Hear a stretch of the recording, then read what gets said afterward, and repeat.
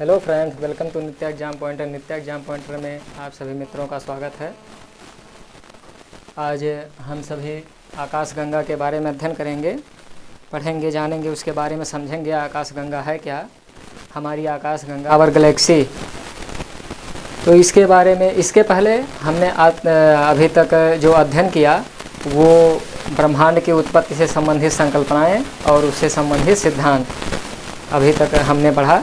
अब आगे की जो आज की जो क्लास चलेगी वो होगी हमारी आकाशगंगा।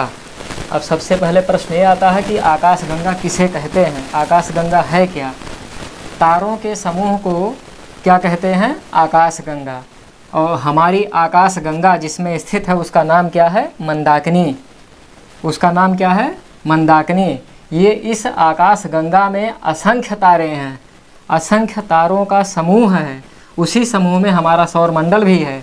जैसे आप देख रहे हैं ये सूर्य है, सूर्य दूसरा जो बल्ब है, ये देखिए यहाँ भी बना हुआ है। इसका आंतरिक भाग एक प्रकार से आप देख सकते हैं। इसका एक यहाँ का जो भाग है, यहाँ का ब्लैक होल वाला जो केंद्रीय भाग है, यहाँ आप देख सकते हैं जैसा कि चित्र में स्पष्ट हो रहा है। तो सबसे पहले जो प्रश्न उठता है वो होता है कि आकाशगंगा है क्या, गैलेक्सी क्या है। तो वह आकाशगंगा जिसमें हमारी पृथ्वी, सूर्य, ग्रह, अन्य उपग्रह जो सभी आकाशीय पिंड स्थित हैं उसे हम क्या कहते हैं, आकाशगंगा। मंदाकिनी वो हमारी आकाशगंगा है जिसमें हमारा सौर परिवार है, स्थित है। आकाशगंगा के निर्माण की शुरुआत हाइड्रोजन गैस से बने विशाल बादल के संचयन से होता है जिसे निहारिका कहते हैं। आप देखिए यहाँ नेबुला लिखा हुआ है ना, नेबुला, निहारिका, ठीक है, इसे निहारिका कहते हैं। यह निहारिका मुख्य रूप से कोहरे या धुएं की तरह दिखने वाला प्रकाश का एक पुंज है जिसे हम निहारिका कहते हैं। क्या है, कोहरे या धुएं की तरह दिखने वाला, मतलब जैसे आप धुआं भी देखते होंगे कैसे फैलता है गैस से, उसी तरह से कोहरे या धुएं की तरह दिखने वाला जो प्रकाश पुंज होता है वो निहारिका या नेबुला कहते हैं। तारों का निर्माण प्रारंभ जब हुआ, अर्थात गुरुत्वाकर्षण बल के अधीन बंधे तारों और धूलकणों एवं गैसों के तंत्र को आकाशगंगा का नाम दिया गया। इसका अर्थ क्या स्पष्ट होता है कि गुरुत्वाकर्षण जो ये भी आप देख रहे हैं, ब्लैक होल जो है, इसका केंद्र जो है वो ब्लैक होल क्या है, ये इसका आकाशगंगा का मेन पार्ट आप समझिए प्रकार से कि ये गुरुत्वाकर्षण का मेन बिंदु है जिसके चारों ओर क्या करते हैं, ये सभी जितने भी हैं, चाहे पोलारिस हो, चाहे सूर्य हो, या चाहे प्रॉक्सिमा हो, चाहे नेबुला हो, या नए तारे हों, पुराने तारे हों, इसके चारों ओर क्या करते हैं, घूमते रहते हैं और उसमें जाकर ब्लैक होल में समाहित हो जाते हैं और फिर से पुनः नए तारों का निर्माण होता है। आप जैसा कि देख रहे होंगे, जो यहाँ के जो तारे होंगे, यहाँ के इसके ब्लैक होल के यहाँ मतलब मृत तारे होंगे। जो मृत तारे होते हैं उसी को ब्लैक होल कहा जाता है। उसमें हाइड्रोजन की मात्रा बिल्कुल नहीं होती, हीलियम ही होती है, वो मृत तारे होते हैं। ये इसके यहाँ केंद्र में इसकी गुरुत्वाकर्षण शक्ति बहुत ही अधिक होती है। इसकी गुरुत्वाकर्षण शक्ति के कारण ये सभी तारे इसमें बंधे हुए हैं। सुपरनोवा जो दूसरी स्थिति आती है वो सुपरनोवा, नए तारे जिसे कहते हैं प्रकार से, दूसरी भुजा में पाई जाती है। जो मध्य भुजा होती है, आप देखिए यहाँ देखिए, ये मध्य भुजा है ना, इसमें जैसे सूर्य है। फिर जो बाहरी भुजा है उसमें कौन से तारे पाए जाएंगे, भ्रूण तारे। जो नए तारों का निर्माण होता है वो बाहरी भुजा में होता है। तो और पुराने तारे जो होते हैं, नए तारों से लेकर भ्रूण तारे। फिर उसके बाद यंग में हमारा सूर्य जैसे है दूसरी भुजा में, और सबसे बाहरी भुजा में भ्रूण तारे जो नए तारों का निर्माण होता है। दूसरी भुजा में हमारा सूर्य, या जैसे आप कह सकते हैं प्रॉक्सिमा है, पोलारिस है। पोलारिस मतलब ये ध्रुव तारा। ये सभी क्या हैं, नए तारे हैं। इसके बाहरी भुजा में नए तारे और दूसरी भुजा में जो मध्य की भुजा है, यंग स्टार जिसे नवयुवक कह सकते हैं आप।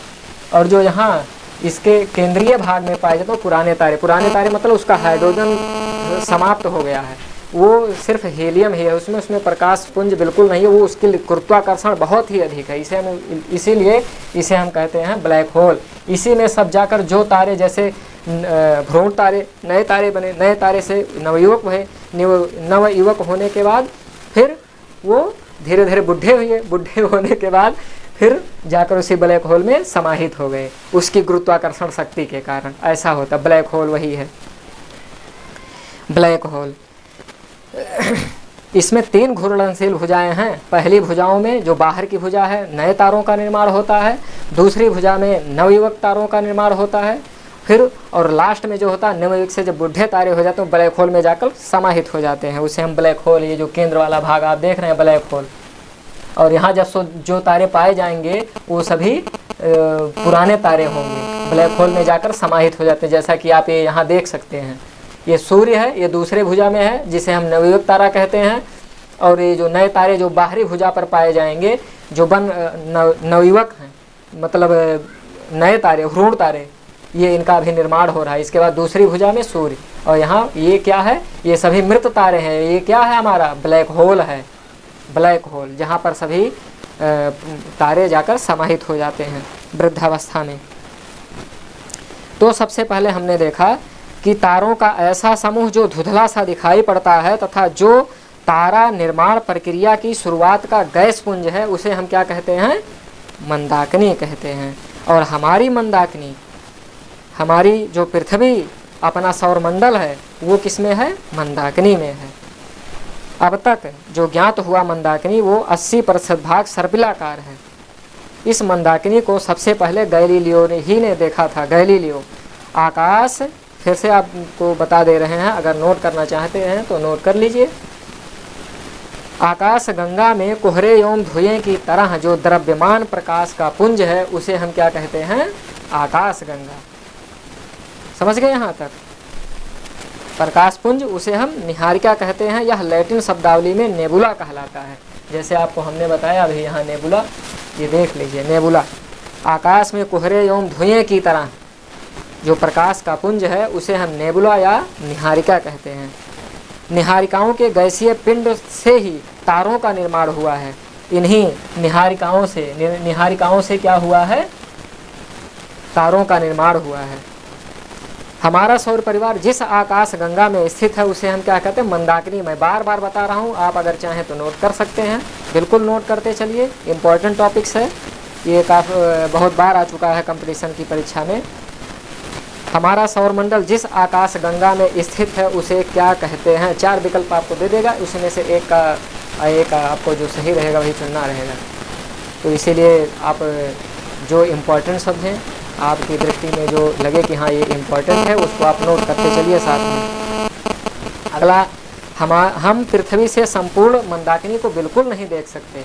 सिर्फ क्या दे सकते हैं, जिस भाग को हम देख पाते हैं उसे हम मिल्की वे कहते हैं। उसे हम क्या कहते हैं, मिल्की वे। कभी कभी ये भी आ जाता है मिल्की वे क्या है, सीधी सी बात, जिसे हम अपने आँखों से देख नहीं पाते।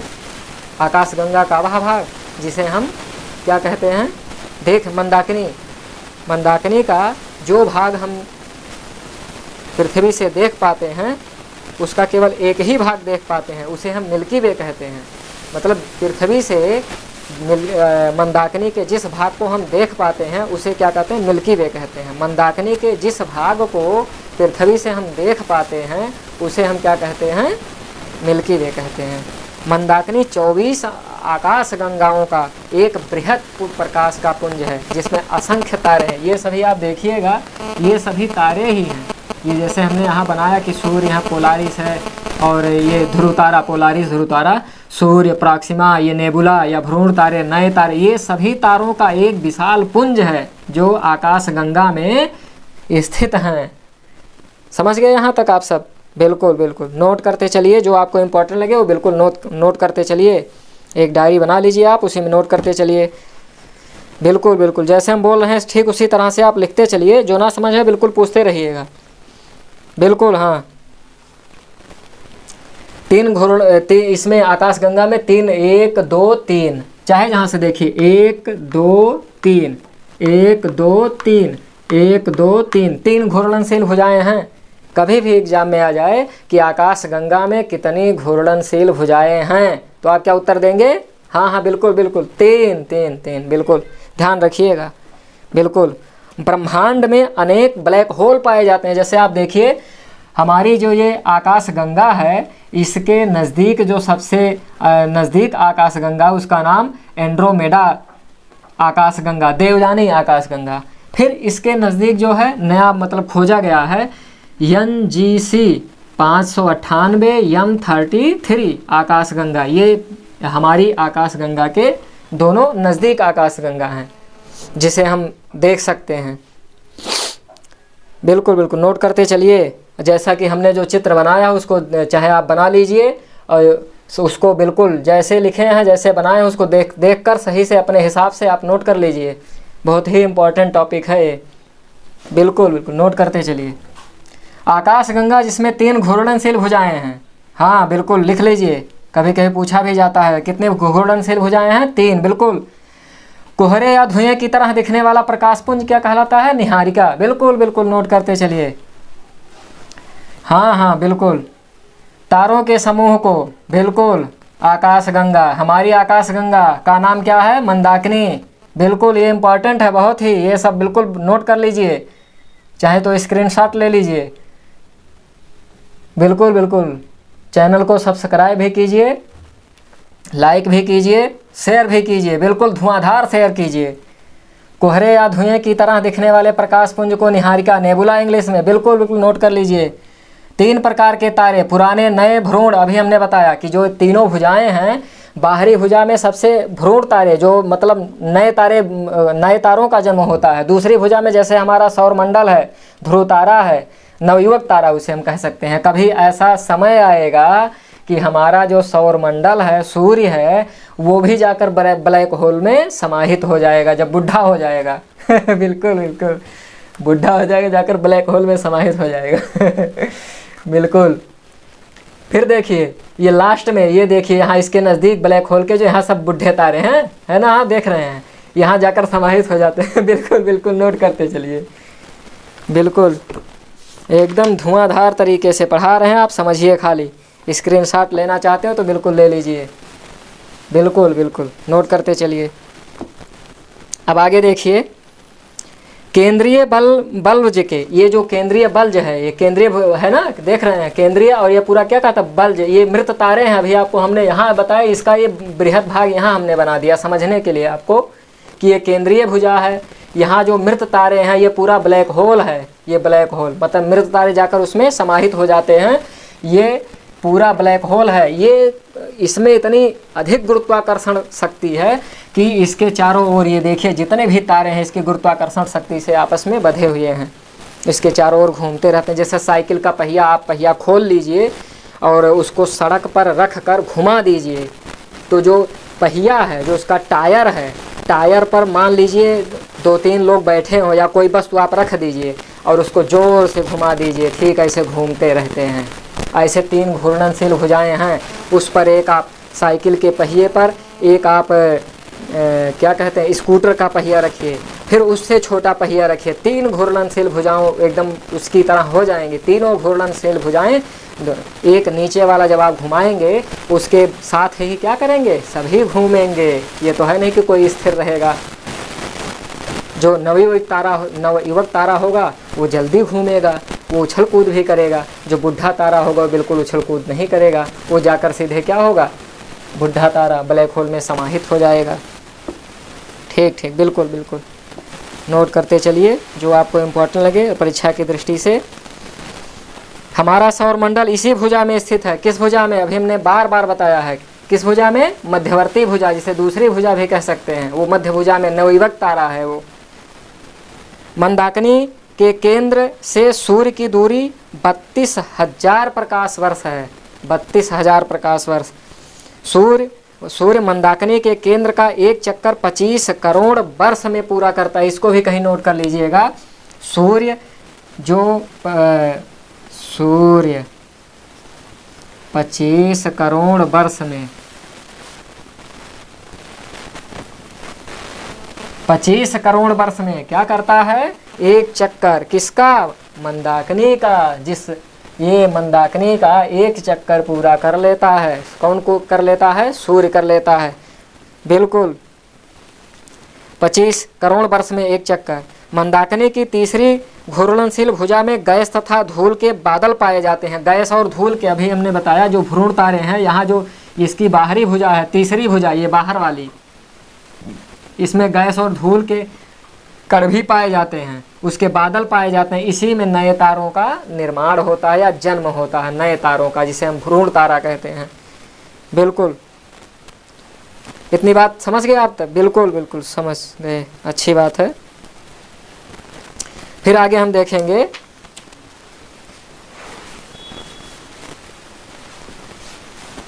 फिर से एक बार आप समझ लीजिए, एक बार आपको हम बता दे रहे हैं, समझ लीजिए एक बार फिर से। हमारी आकाश गंगा, हमारी आकाश गंगा, आवर गैलेक्सी, आवर गैलेक्सी। अब इसमें देखिए, इसकी कितनी भुजाएं? 3 भुजाएं। सबसे पहले देखिए परिभाषा, तारों के समूह को आकाश गंगा। हमारी आकाश गंगा किसमें स्थित है? मंदाकिनी में, मंदाकिनी में। और मंदाकिनी के जिस भाग को हम देख सकते हैं उसे हम क्या कहते हैं? मिल्की वे, जिसे हम देख पाते हैं। पूर्णतः पूर्ण भाग को बिल्कुल नहीं देख पाते। इसमें 3 घूर्णनशील भुजाएं हैं। कोहरे या धुएं की तरह दिखने वाले प्रकाश पुंज को निहारिका, मिल्की वे, एरावत पथ जिसे हम देख सकते हैं, मतलब मंदाकिनी का वह भाग जिसे हम देख सकते हैं, अपनी आँखों से देख सकते हैं दूरबीन द्वारा, उसे हम मिल्की वे, एरावत पथ या क्या कहते हैं? मिल्की वे, एरावत पथ भी कहते हैं उस मंदाकिनी को। इसके भाग को, मंदाकिनी के भाग को दुग्ध मेखला भी कहते हैं। तो इसकी 3 घूर्णनशील भुजाएं, बाहर की भुजा में नए तारों का जन्म होता है, दूसरी भुजा में नवयुवक तारे होते हैं, तीसरी भुजा में जो अंदर की भुजा है उसमें वृद्ध अवस्था वाले तारे होते हैं। और वो जाकर सभी तारे क्या होते हैं? नवयुवक, भ्रूण तारों से नवयुवक, नवयुवक से वृद्ध, वृद्ध से ब्लैक होल में जाकर समाहित हो जाते हैं, जिसे हम कृष्ण विवर भी कहते हैं। यहाँ तक समझ गए? क्लियर हुई बात? बिल्कुल। तारे की आयु 12 अरब वर्ष है। तारे की जो आयु है, जैसे नए तारों का जन्म हुआ, उसकी आयु 12 वर्ष होगी। 12 वर्ष होने के बाद वो जाकर ब्लैक होल में समाहित हो जाएगा। फिर इस पूरे आकाश गंगा में 100 अरब से अधिक तारे हैं। ये बिल्कुल जो आप देख रहे हैं, ये क्या हैं? ये सभी तारे हैं, ये सभी भुजाओं में तारे हैं। ये ऐसा थोड़ा है कि ये हमारा सूर्य हो गया, ये ध्रुव तारा हो गया, ये प्रॉक्सिमा और नेबुला हो गया, ऐसा नहीं है। ये पूरा तारों का एक विशाल पुंज है जो हमारा आकाश गंगा है। इन्हीं विशाल पुंजों से ही धूल के या कोहरे के जो बादल हैं उसका सम्मिलित रूप क्या बन गया? आकाश गंगा, हमारी गैलेक्सी। बिल्कुल समझ गए ना? हाँ हाँ, बिल्कुल बिल्कुल। यहाँ तक बातें सभी क्लियर, स्पष्ट? अब देखिए, इसके पास में एंड्रोमेडा, देवयानी, आकाश गंगा, ठीक। और इसके यहाँ देखिए NGC 598, M33 आकाश गंगा। ये 2 आकाश गंगाएं इसके पास में हैं। जो हमारी गैलेक्सी है उसके पास में 2 गैलेक्सी और भी हैं। अब यहाँ देखिए, ये जो सूर्य है, सूर्य के समीप ध्रुव तारा, पोलारिस जिसे कहते हैं, वो बिल्कुल आप उत्तर दिशा का ये सूचक भी है। आप नंगी आँखों से भी इसे देख सकते हैं अपनी पृथ्वी से। और इस सूर्य के जो देख रहा है, इसी में तो हमारा सौर मंडल है। बिल्कुल, आगे की क्लास में हम इसी सौर मंडल के ही बारे में चर्चा करेंगे। ये बिल्कुल आप चाहें तो स्क्रीनशॉट ले लीजिए पूरा, चाहे नोट करना चाहते हो तो नोट कर लीजिए। आगे की क्लास में हम सौर मंडल के बारे में चर्चा करेंगे। बिल्कुल, आपके मन में जो भी कोई प्रश्न हो बिल्कुल कमेंट बॉक्स में बिल्कुल दीजिएगा।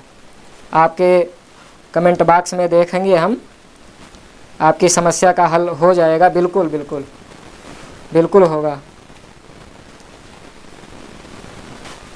हाँ, नोट कर लीजिए।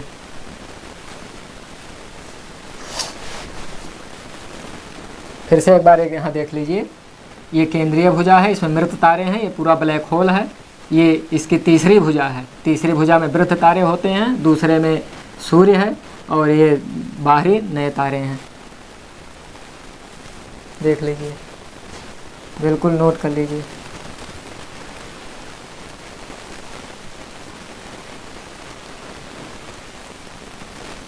ध्रुव तारा हमारे उत्तर दिशा का पहचान भी है।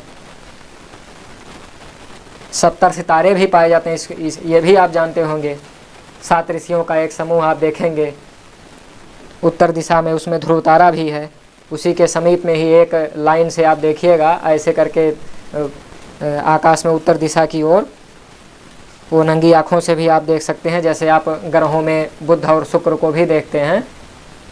पश्चिम दिशा में, पूर्व दिशा में, रात्रि और सुबह का बिल्कुल बिल्कुल नोट करते चलिए जो इम्पोर्टेंट लगे आपको। डार्क स्टार भी एक है सूर्य के समीप में। डार्क स्टार जिसे साइरस या डार्क स्टार भी कहा जाता है, यह रात में आकाश में दिखने वाला सर्वाधिक चमकीला तारा है। इसका द्रव्यमान सूर्य से दुगना होता है। यह सौर मंडल के 8.6 प्रकाश वर्ष दूर है। डार्क स्टार या साइरस जिसे कहते हैं, प्रॉक्सिमा के बाद दूसरे नंबर का सौर मंडल के निकट या नज़दीक स्थित है। प्रॉक्सिमा अभी आपको हमने कहा, यहाँ प्रॉक्सिमा ये दूसरा है, सूर्य के नज़दीक ये प्रॉक्सिमा है। प्रॉक्सिमा का दूसरा, इसके बीच में भी यहाँ है साइरस या डार्क स्टार। इसके बाद ये प्रॉक्सिमा है, इसके नज़दीक सौर मंडल के नज़दीक, ये सौर मंडल के नज़दीक साइरस या डार्क स्टार। फिर उसके बाद जो हमारे नज़दीक में है तारा वो प्रॉक्सिमा है। और इधर आप देखिएगा पोलारिस ध्रुव तारा है। समझ गए बात? हाँ बिल्कुल। एंड्रोमेडा, यह हमारी आकाशगंगा मंदाकिनी के सर्वाधिक पास स्थित है। ये जो देख रहे हैं देवयानी आकाशगंगा, ये हमारे आकाशगंगा, हमारी आकाशगंगा इसके नज़दीक, एकदम नज़दीक है, जो सौरमंडल से 22 लाख प्रकाश वर्ष दूर है। चाहे तो नोट कर लीजिए, हमारी आकाशगंगा मंदाकिनी के सर्वाधिक पास स्थित है। एंड्रोमेडा, एंड्रोमेडा आकाशगंगा, एंड्रोमेडा आकाशगंगा या देवयानी आकाशगंगा मंदाकिनी के सर्वाधिक पास स्थित आकाशगंगा है, जो सौरमंडल से 22 लाख वर्ष दूर है।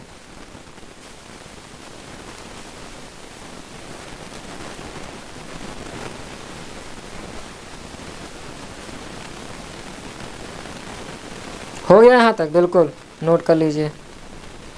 सबसे बड़ा तारामंडल सेंटारस है। सेंटारस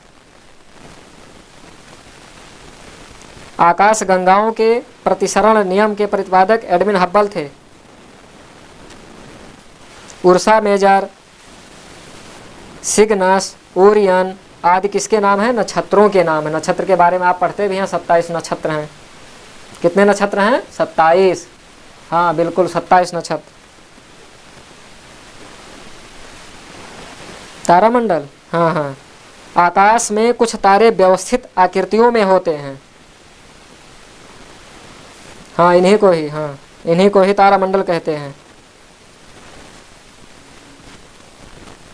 क्वार्स, कौन सा आकाशीय पिंड? क्वार्स। आकार में तो हमारी आकाश गंगा की तरह है, दिखता तो वैसे ही है, लेकिन आकाश गंगा से बहुत छोटा है। पर सभी आकाश गंगाओं में सबसे अधिक जो ऊर्जा उत्सर्जित करता है वो यही है, क्वासर्स।